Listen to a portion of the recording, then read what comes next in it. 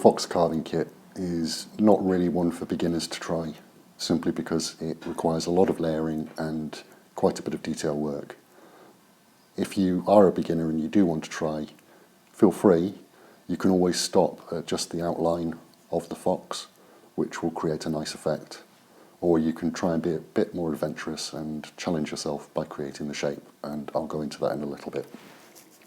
So to start with, before you take any of the wood away, it's a good idea to take a quick photograph of the kit as it arrived, and that way you can have a reference for all of the different lines and details, because a little bit later on in the process, as you're shaping it, all of those lines are going to be taken away.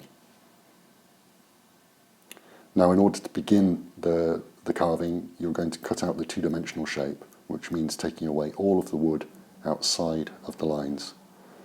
Start down the sides, because that's probably the easiest place to start for you. When you're coming down this side, you can start from the top and just work your way down until you reach that line. Once you reach the outer line, or the widest part, you're then going to need to start shaving up that way and then down that way.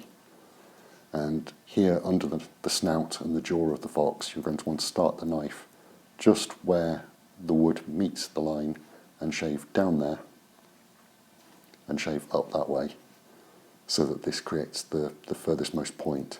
Keep doing that until you come in here, and once you get close in there, you can start doing horizontal cuts into the wood, which will then enable you to slice up and remove the wood from under his chin.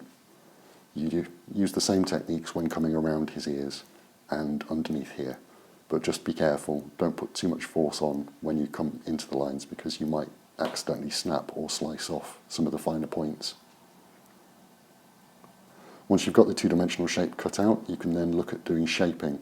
How you do the shaping is entirely up to you, but when I'm carving something like a fox, I'll usually leave this sort of under-jaw main area as lower than the jaw itself, so shaving down that way,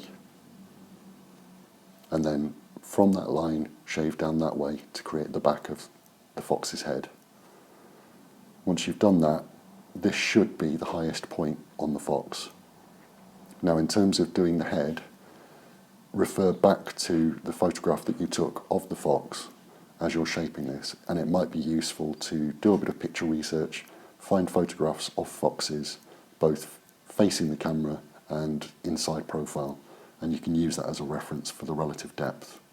In order to separate the ears to create depth between them, use the knife to make a score line between the two ears, and then shave up to that score line to lower the hind ear further back down in the wood.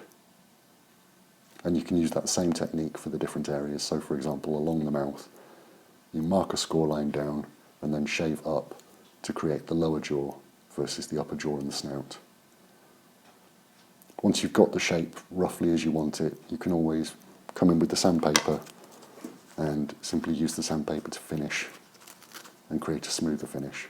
So start with the 120, move on to the 180, and then the 240. All of them are marked on the back with their grit. Once you've done that, using the same technique as before, you want to put in the details. So use your reference image that you took at the beginning and redraw the details on with a pencil, and then use the knife to create score lines around the different features, and either shave up to them to raise them relative to the surrounding area, or within them shave out to raise the centre up, for example with the eye. Once you've done that and you're happy with all the details, all you need to do is find the central balance point, which is usually just around there on the back of the ear,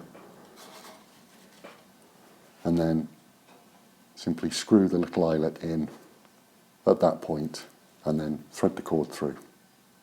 And there you are, your finished fox. I hope you enjoy carving it, and yeah, happy carving.